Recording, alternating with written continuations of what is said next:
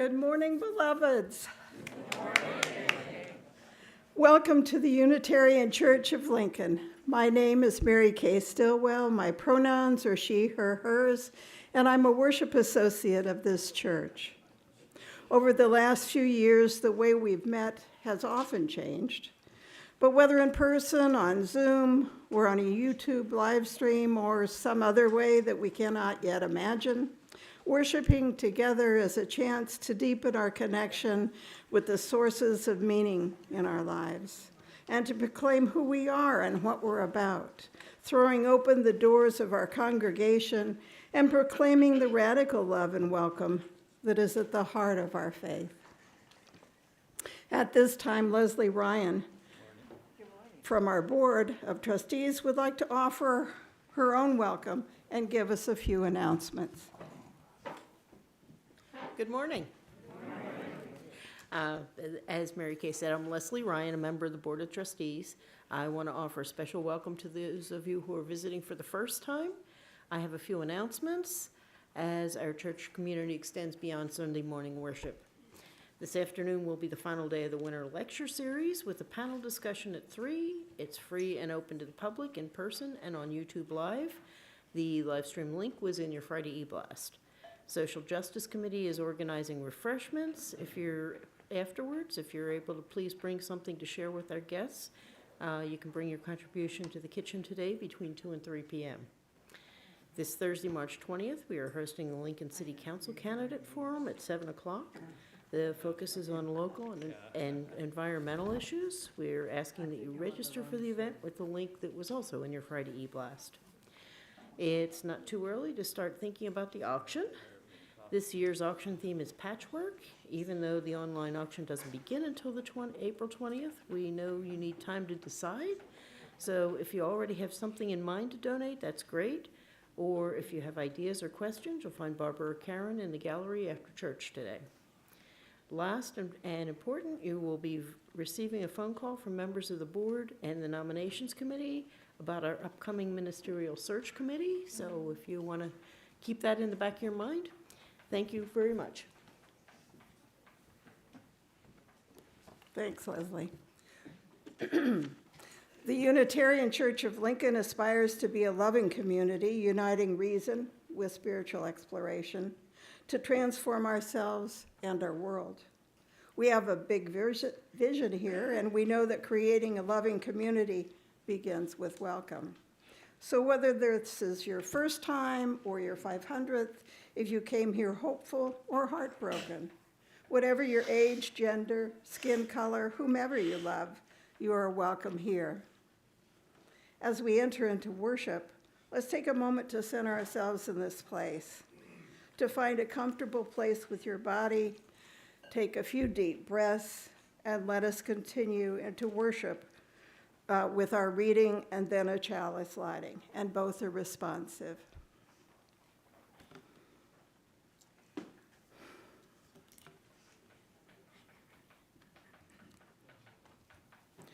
So please join me in this responsive reading, A Planet is Born by Amanda Udis Kessler.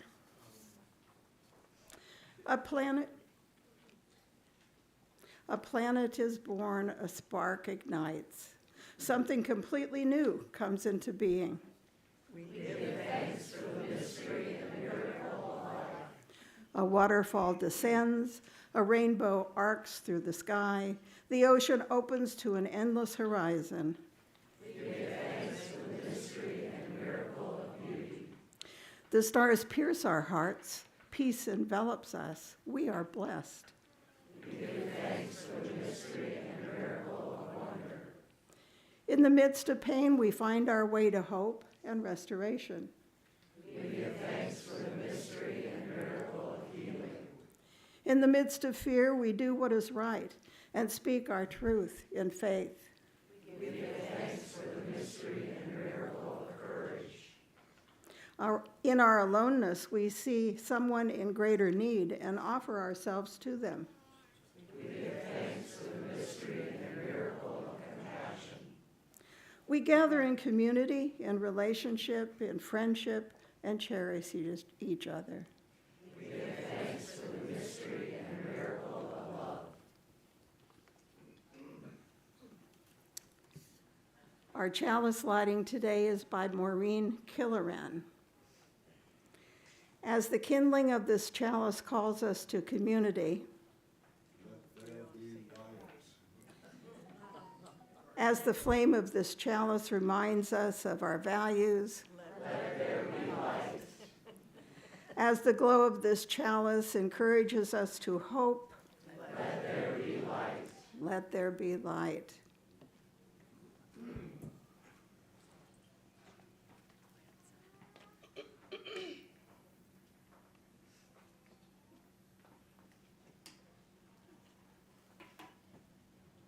Please rise now in body or spirit for our opening song in the Teal Hymnal, 1067, Mother Earth, Beloved Garden, and thank you, Julie.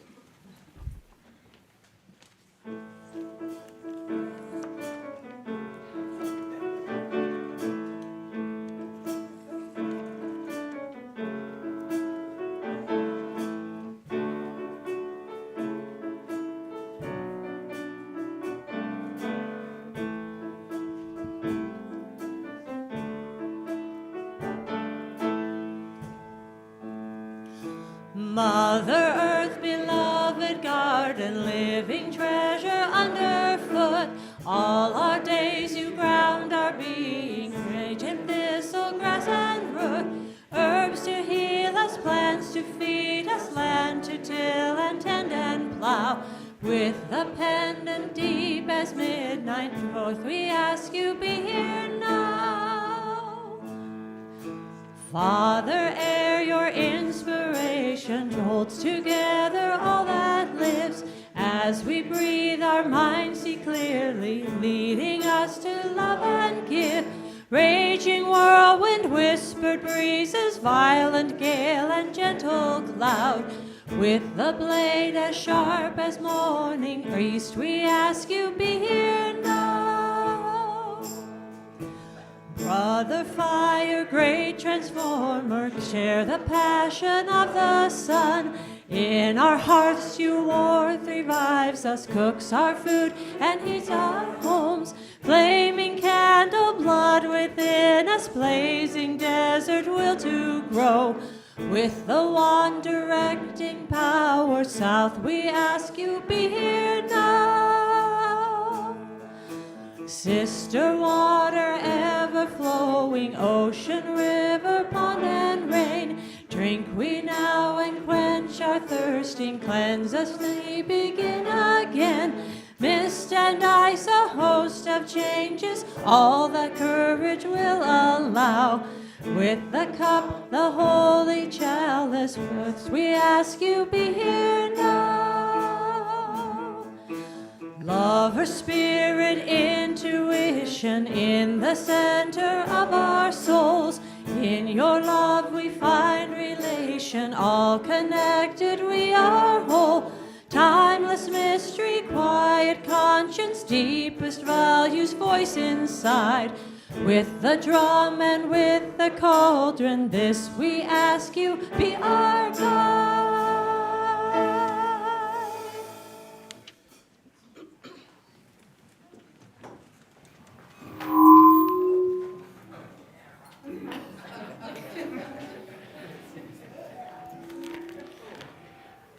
Well, gee. Well, could all the young people come up here? And I would encourage you, because we're going to read the story, and I'd like to have a little bit of your input.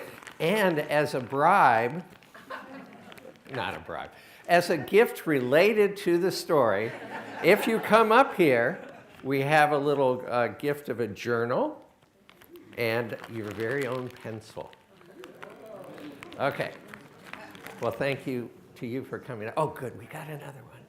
And a youngster. Awesome. Okay. Well, I'm very excited about this story today. I'm going to need a little bit of help. Let's see. Could you help hand out the pencils? All right. And would you help hand out the journals? All right. There you go. Thank you, Emma.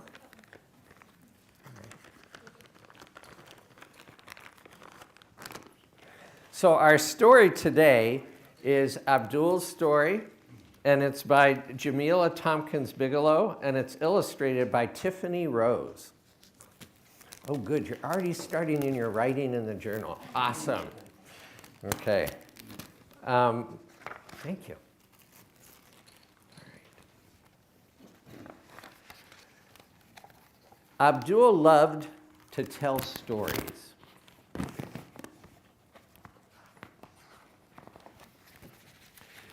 Thinking of stories, before I get any further in the book, you'll probably notice something about your pencils. What do you notice about your pencils that kind of stands out? Take a close look. Anybody? Yes? I've read that book. You've read that book? How nice. So the pencils, there's something unusual. Anybody? Yes? They're small. They're small, that's right. Yes? They don't have an eraser on the bottom. They don't have an eraser, that's right. And that connects with the story, and it's one of the reasons that I gave you pencils without erasers. I was wondering, I thought maybe one of you was going to say, I gave it to you because I'm too cheap to buy pencils with erasers. But it's not that, I assure you, it connects with the story. All right, let's get back to the story. Abdul loved to tell stories. Any of you love to tell stories? Yeah. He told one about the high-stepping kids who collected donations in boots, another about the teenagers who danced in subway cars. He had one about the bow-tie-wearing man hawking bean pies on Broad Street, and even one about the woman who sold water ice from her basement on hot summer days. He must live in a big city. He lives in a big city. I'm thinking Broad Street, I'm thinking Philadelphia, but it might be New York. Writing these stories was hard, though. Making lowercase b face the right way was tricky.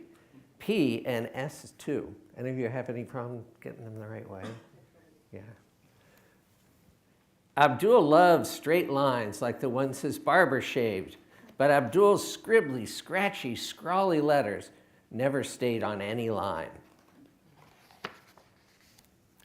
During writing period each day, he wrote, then erased his mistakes. Wrote, then erased. Wrote, then erased. His classmates had neat sentences. Abdul had smudges. Why write his stories anyway? The people and places in his school books never looked or sounded like the people or places he knew. And I think this is really going to resonate in the rest of our service today. Some stories are for books, Abdul decided, but not his.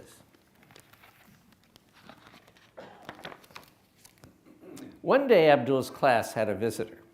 Mr. Muhammad had lines straighter than straight around his beard and hairline.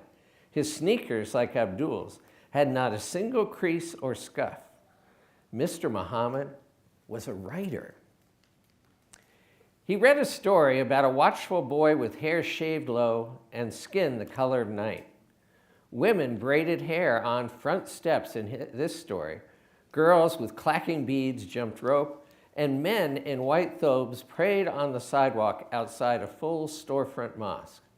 The boy watched over this community. Write new stories with new superheroes, Mr. Muhammad said. Wow, that sounds like an exciting place to be. Abdul pressed his paper down firmly. He can be an author like Mr. Muhammad. But B played tricks again. Mr. Muhammad walked around, reading each child's work. He was getting close. Does silent E go here? Silent U? Erase, erase, erase. Abdul tried writing neatly. Write, erase, rip. He slammed down his pencil. Jada and Kwame had pages of words. Abdul had a hole. Abdul slid down, down, down under the table. He imagined an eraser big enough to erase himself. Have you ever felt that way? Yeah. That's a frustrating feeling when you feel so bad you want to erase yourself. Nice sneaks. Can I see your story? Mr. Muhammad asked. I don't got a story, Abdul whispered.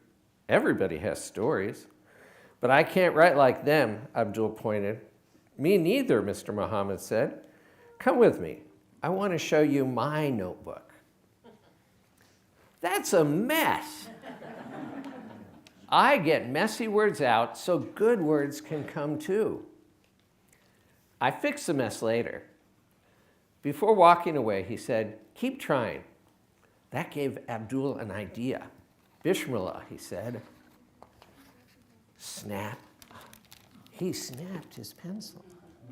What's going on? He has no eraser. That's right. When he said, I have an idea. And he snapped his pencil. So he doesn't have an eraser. Abdul scribbled words and made mistakes without erasing. He wrote around the hole, filling the page. I wrote messy like yours, Abdul told Mr. Muhammad. Mr. Muhammad smiled. Find a great story in there. Abdul squinted. He saw words, misspelled, but wondrous, and sloppy-looking sentences he loved. Over the next few days, Abdul rewrote a less messy mess, then an even less messy mess. He smiled when he read his story to himself. But when it was time to hand it in, he didn't feel like smiling. That's sloppy, Jada said. You spelled a word wrong, Kwame added. Abdul slipped his paper underneath the others. Some kids are writers, Abdul thought, but not me. Days later, Mr. Muhammad returned. I loved your stories, he exclaimed. I had to read one again and again. It was so good. Everyone sat up. Everyone except Abdul. Kwame whispered, I bet it was mine. I spelled every word right. Jada whispered back, he probably liked mine. I have the best handwriting in class.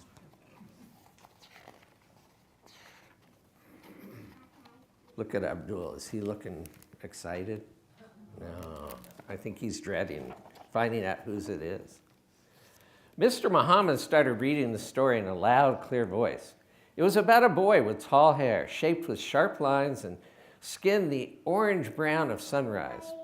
He watched over the kids, stomp, stomp, stepping down the block, and the ones breaking to the beat of a city train. He even protected the grown-ups who sold things and were like family. Abdul sat up. It was his story. And then Mr. Muhammad paused. He frowned at the page. Abdul's cheeks burned. Everyone listened, wide-eyed and silent. Mr. Muhammad read on, stopping a few more times at mistakes until he reached the end of the story. That was by Abdul, Mr. Muhammad said. Abdul slowly looked up. Everyone stared. Were they smiling? Yes, and clapping too. Great story, Kwame told Abdul. I loved it, said Jada. Now, isn't that a great face? I just love how he's looking. When they returned to their writing, Abdul whispered to Mr. Muhammad, what about my mistakes? Writers make mistakes. We'll work on them. And as they worked, Abdul thought, some people are writers, and I am one of them. I love this story because I think about Abdul and how he had to recognize, he had to learn that everybody makes mistakes. And if we focus on the mistakes, that will hold us back. Mistakes are part of growing. And it was coming to recognize the beauty in his words that was the key to him finding his voice. And I hope in your notebooks, I chose small ones that you can carry around all the time. You jot down, you can draw pictures or you can write words, things that you see in your neighborhoods as you're just going about your regular business, as a start to becoming writers and finding the voice in each of you. Okay, that's our story, and I will now lead the young people back to our activities. And if you're a young person who didn't come up here, I have one of these for you too. All right, let's go back to our activities.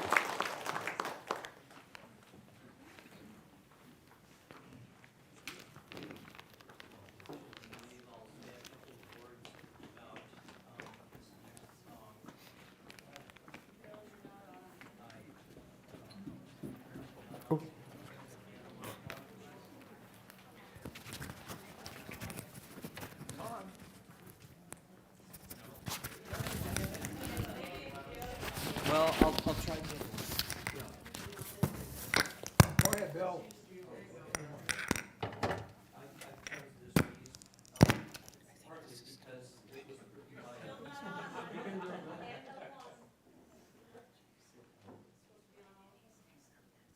Hello. There we go. I'm here finally. I haven't been erased. So I chose this piece partly because it was written by a Venezuelan woman, Teresa Carreño. She was known as the Valkyrie of the piano. She was a very powerful performer. This is not, however, a powerful piece. This is a lullaby. And the other reason I chose it is because she played at the Lincoln White House in 1863 in the middle of the Civil War, and that date should stand out in your mind as the date of the Emancipation Proclamation. And then later in her life, just before she died, she played at the Wilson White House in 1916 in the middle of the First World War. So she spanned a lot of history.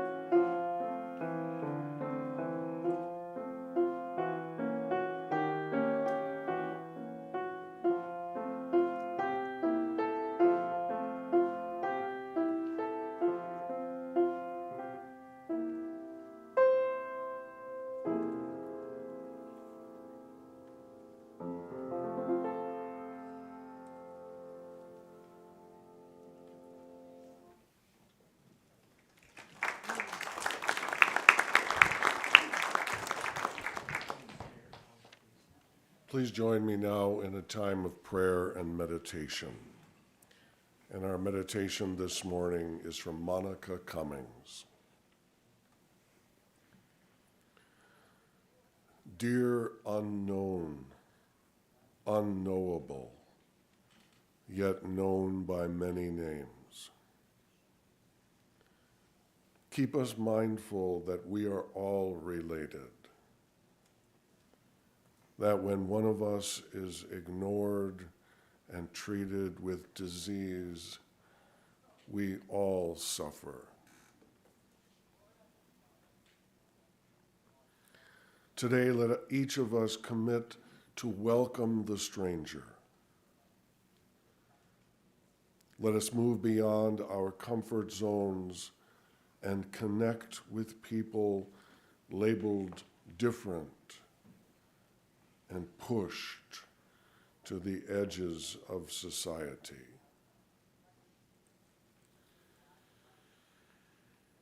We can make a difference. We can transform lives. We can bring harmony and healing to the places and spaces where we live, work, and play.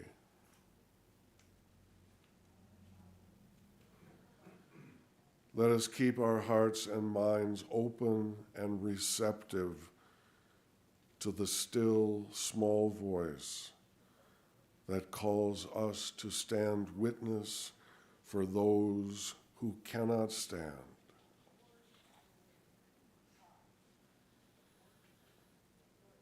To speak the truth for justice for those without a voice. And to lead the way on the journey toward wholeness for those without sight.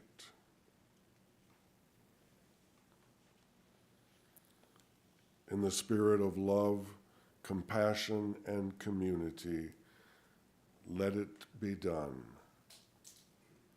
Let it be done. May it be so. Blessed be, and amen.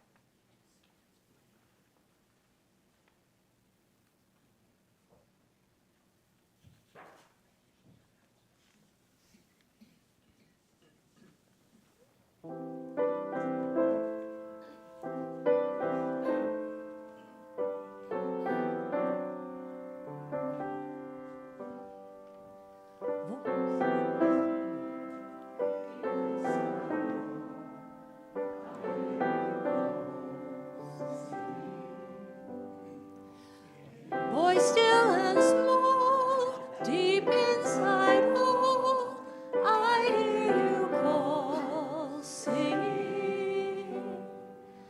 In storm and rain, sorrow and pain, still will remain singing. Calming my fears, quenching my tears, through all the years, singing.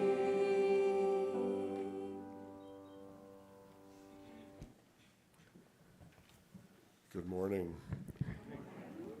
Our congregation and others here in Lincoln are entering a season of faithful action to answer the call to do justice.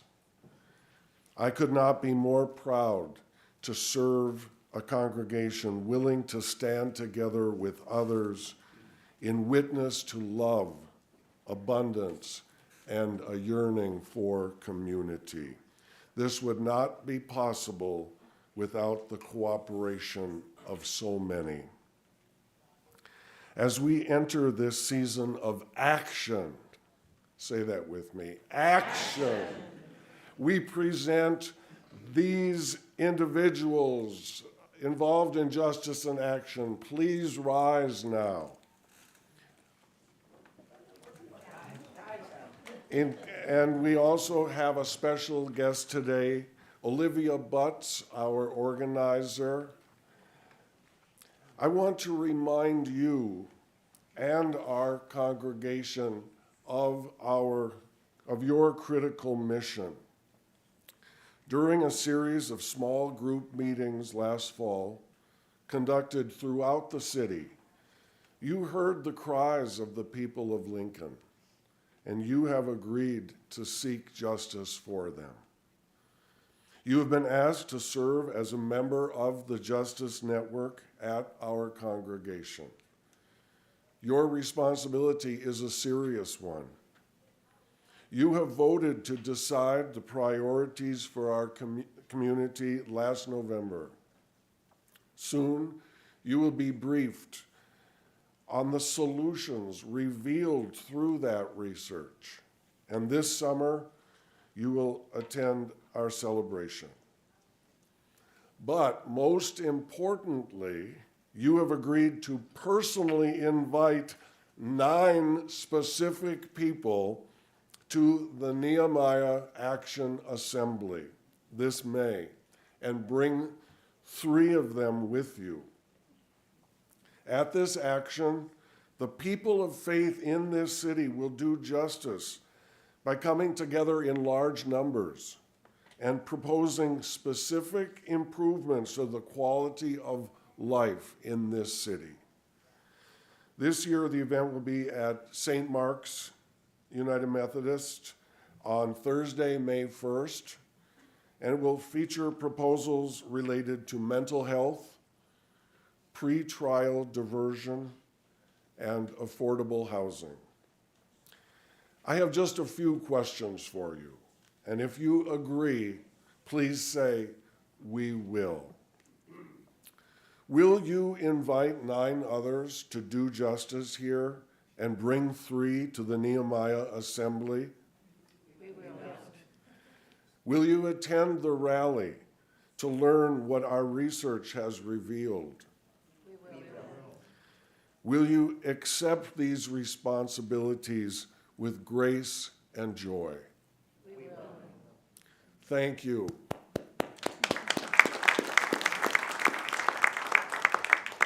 Now to the congregation.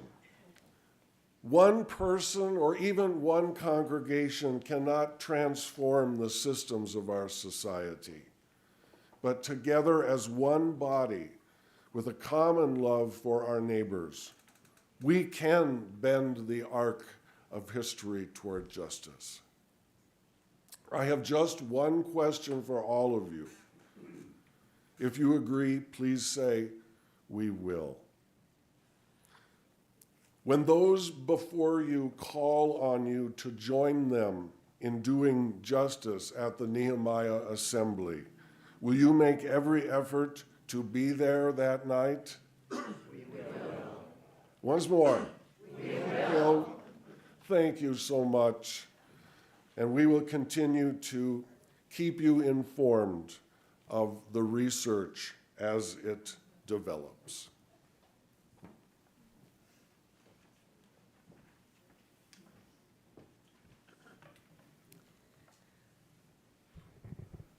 Each week, we take up a collection to support the work of the church and our partners in the community. We do this because just as we all grow from our participation in this community, we all give back through community, through our time, our talent, and our treasure. As the song plays, the ushers will pass out our offering plates. You can also give by texting UC Lincoln and the amount to 73256. That's UC Lincoln and the amount to 73256. The offering will now be gratefully received. Due to the magic of spell check, on your orders of service this morning, it says dinosaur. After after I'd already corrected it twice, it still came out dinosaur. It's the dance of the beautiful maiden.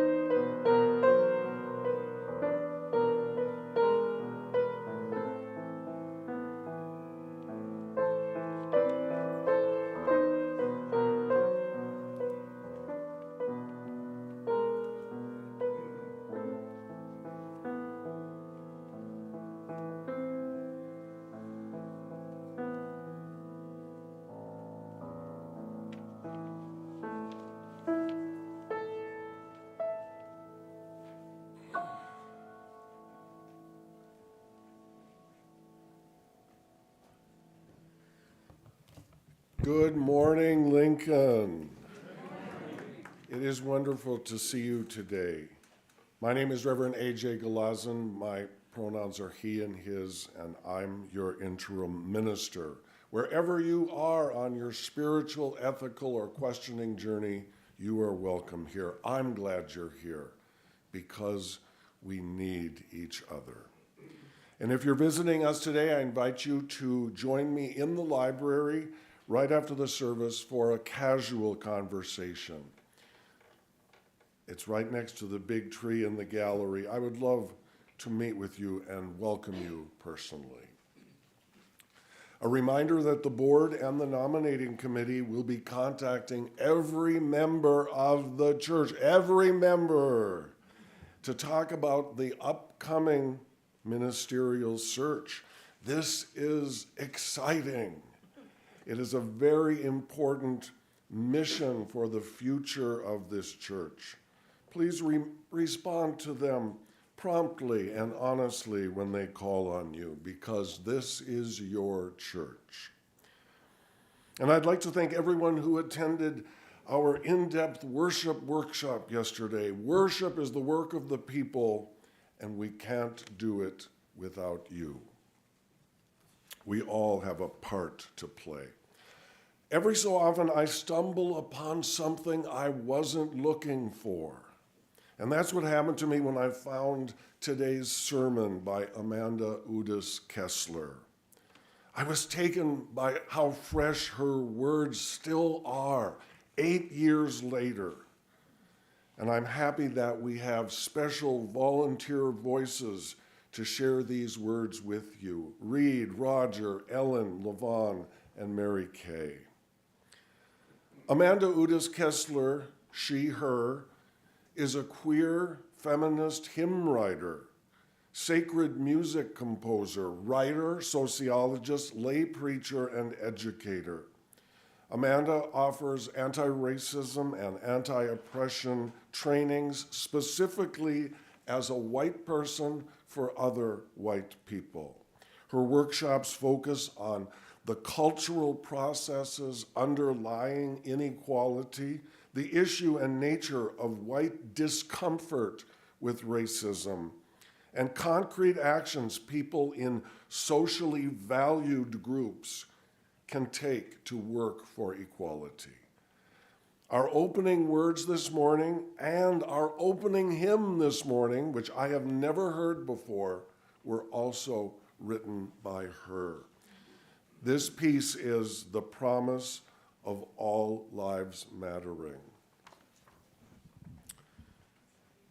Given that Unitarian Universalists believe in the inherent worth and dignity of all people, not just Black people, why should we say Black lives matter rather than all lives matter? To answer this question, we must draw a distinction between a faith stance and a description of reality. We need to clarify how we can tell that someone's life matters. Finally, we have to demonstrate that Black lives don't matter much in the United States today and never have. The question then becomes, what can we do? All along, it's important to recognize that while we have the best possible intentions, systemic racism has very little to do with our intentions and a lot to do with outcomes that are larger than our individual lives, but that we can influence individually and collectively. We first need to understand the difference between an affirmation of faith and a description of reality. When we say all lives matter, we are making a statement about what we believe based on, for example, our principles. Or are we saying that reality demonstrates that all people are treated as though they matter? Clearly, the phrase all lives matter represents a belief, a claim, a trust that contrary to all visible evidence, all lives do matter, or at least they will matter in the world for which we strive. Faith stances are necessary, but not sufficient for that world. Well, here's the problem. There's something in the claim that all lives matter that smacks of colorblindness. Colorblindness is often well-intentioned, an attempt to see everyone as a human being and therefore as the same without paying too much attention to race and other traits seen as extraneous. We imagine that Dr. King envisioned a colorblind future in his hope that his 4 children would eventually be judged based on the content of their character rather than the color of their skin. Colorblindness, however, misses the fullest reality of who we are as people. We are each individuals with our own life experiences and our own particular ways of making sense of those experiences. We are all human beings, sharing certain common needs and able to offer certain common blessings to each other. So far, so good. Our individuality seems to point back to King's comment about the content of our character. Our commonality as human beings seems to fit the assumptions of colorblindness, which have a lot to do with all people being the same. But we are not merely individuals and human beings. We are also, and crucially, members of social groups, groups that get valued differently from one another and treated differently from each other, and thus that have group experiences that differ in patterned ways. Men are paid more than women on average for the same work, and women are much more likely to be raped than men. Heterosexuals rarely get gay bashed unless they are mistaken for gay. And black people are treated less well than white people in many walks of life, precisely because they are still judged by the color of their skin. Colorblindness has no way to address the reality that our group identities lead to different treatment. In fact, it's worse than that. If society is colorblind, then any difficulties someone faces are their own fault, since we are all individuals and only individuals. All those women getting raped must have asked for it. All that violence against sexual minorities wouldn't happen if they didn't flaunt it. And black people wouldn't keep getting shot if they weren't hoodie-wearing thugs. Colorblindness is, among other things, a way to blame the victim. Once we reject colorblindness as an accurate description of society, we can start talking realistically about the evidence that black lives don't matter much in the U.S., and then respond to that fact. What does it mean to matter? How do you know you matter? Here are some possibilities. People take you seriously. They believe you when you talk about your experiences. They treat you as the expert in your own life. They expect good things of you. They support your well-being and want you to flourish. You have access to high-quality schools, safe neighborhoods, all the things you need to make a life that matters, that is full of joy, that gives back to others. You know that you are valued by others and valuable to them. How do you know that your life matters, that others cherish your very existence and want it to continue? Here are two answers. You have access to all the basic resources you need, and you are not in danger of being physically harmed or killed. You can breathe clean air, drink clean water, and eat healthy food. You have a warm place to live. You have access to good, affordable health care. You live in a neighborhood with little or no violent crime. No one will beat you up. People will interact with you in ways that look out for your safety when possible. Do black people in the U.S. today see evidence that they matter, that their perspective matters, that their flourishing matters? What about their lives mattering? Personal stories and statistical studies suggest that the answers are negative. The situations below may not be universal to absolutely every black person, but they are so common as to be well-documented social patterns. Black people are less likely to be shown apartments and homes in certain neighborhoods than white people, and are more likely to be offered the highest risk, highest cost type of mortgage.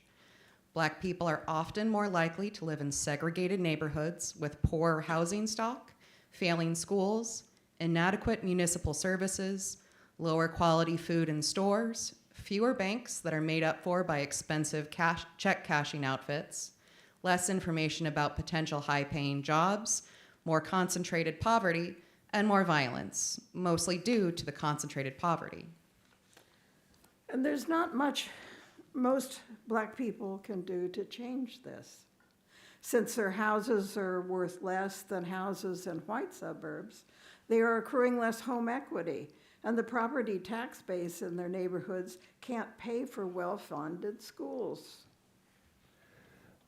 Black people hear that Jews are never to forget the Holocaust, that Americans are never to forget Pearl Harbor and 9/11, but that they are playing the race card or acting like victims when they bring up slavery, the failure of Reconstruction, lynching, Jim Crow, the violent repression of voting rights in the South in the 1960s, or today's mass incarceration of people of color. If a black person sends in a resume for a job, they are only half as likely as an equally qualified white person to receive a callback or job offer. A white person just released from prison has as good a chance to get a particular job as a black person with no criminal record. Black people need more education than white people to receive equal consideration for the same job in many cases. A black person was probably quoted a higher price for the last car they bought than a white person would have been quoted for the same car. Black people know that certain states are trying to restrict their voting rights and that the Supreme Court is letting those states get away with it.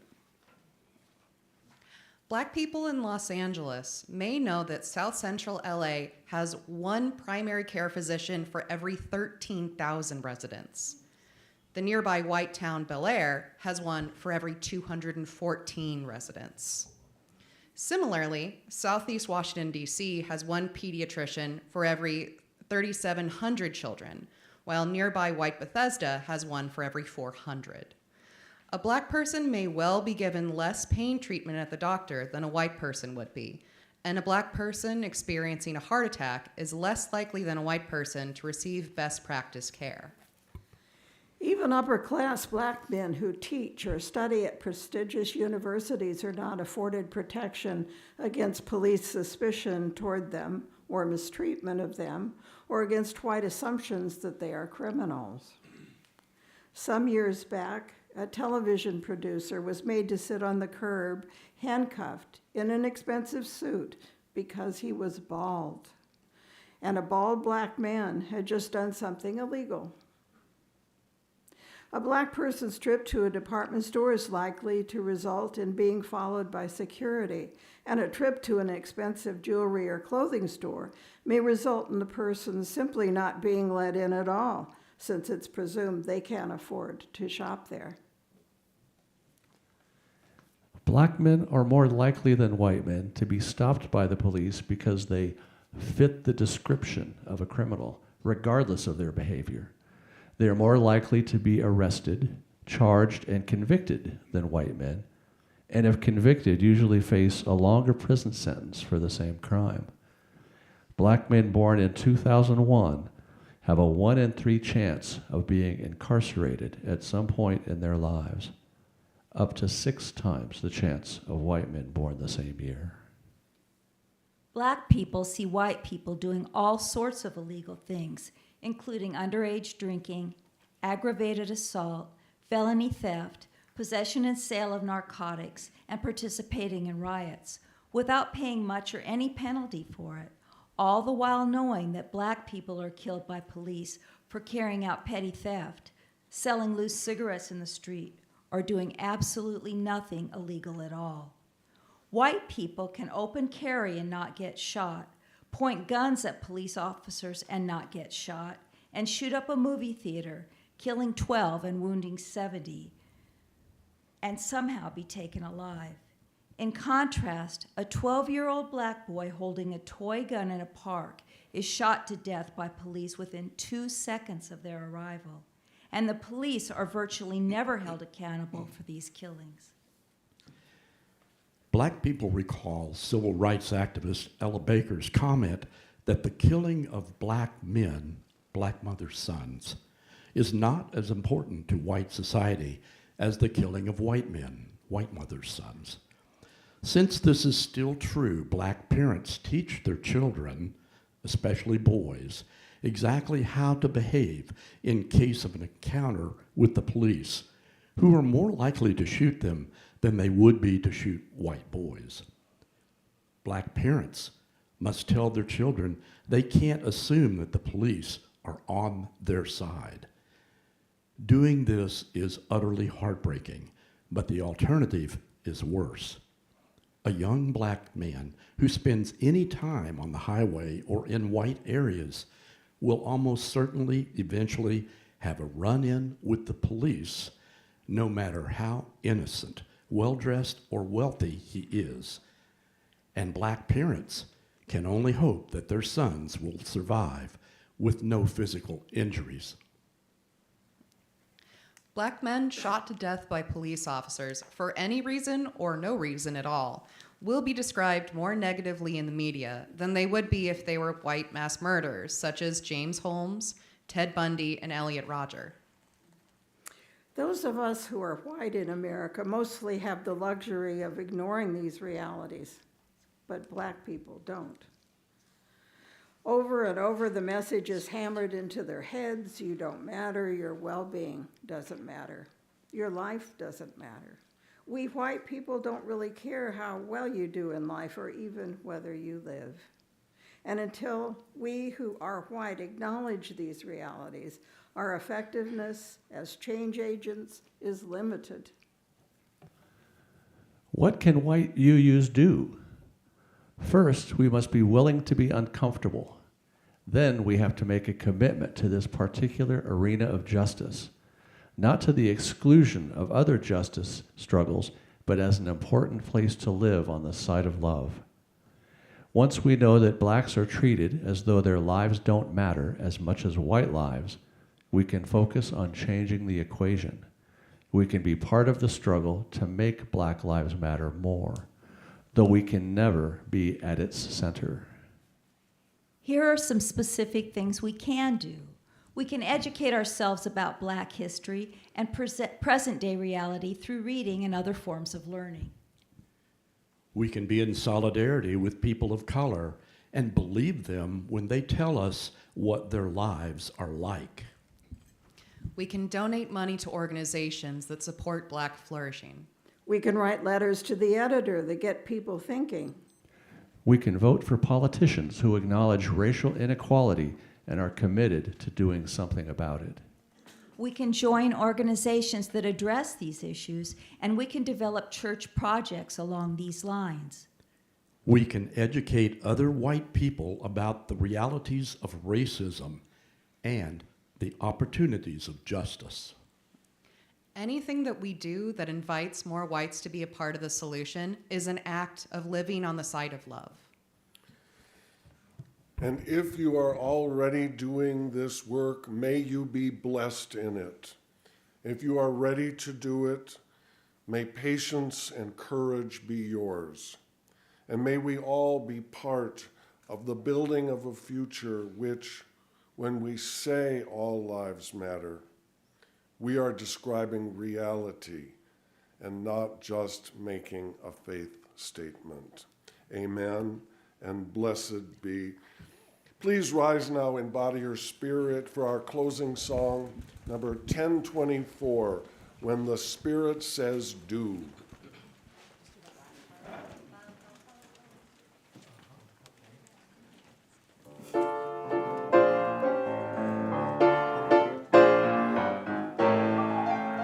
You got to do when the Spirit says do.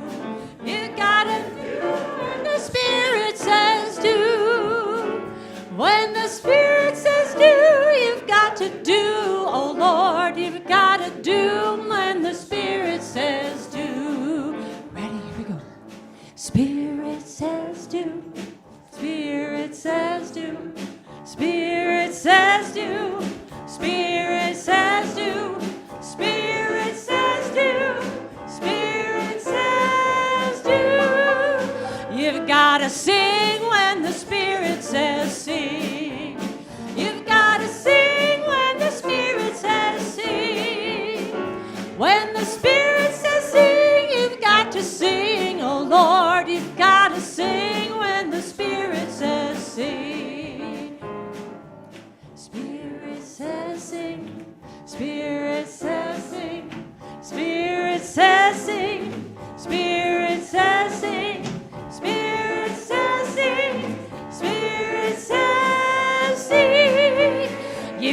gotta dance when the Spirit says dance. You've gotta dance when the Spirit says dance. When the Spirit says dance, you've got to dance. Oh Lord, you've gotta dance when the Spirit says dance. Spirit says dance. Spirit says dance. Spirit says dance. Spirit says dance. Spirit says dance. Spirit says. Let's hear it. You've gotta laugh when the Spirit says. You gotta laugh when the Spirit says laugh. When the Spirit says laugh, you've gotta laugh, oh Lord. You've gotta laugh when the Spirit says laugh. Spirit says laugh. Spirit says laugh. Spirit says laugh. Spirit says laugh. Spirit says laugh. Spirit says laugh. You've gotta shout when the Spirit says shout. You've gotta shout when the Spirit says shout. When the Spirit says shout, you've gotta shout, oh Lord. You've gotta shout when the Spirit says shout. Spirit says shout. Spirit says shout. Spirit says shout. Spirit says shout. Spirit says shout. Spirit says shout. Spirit says shout.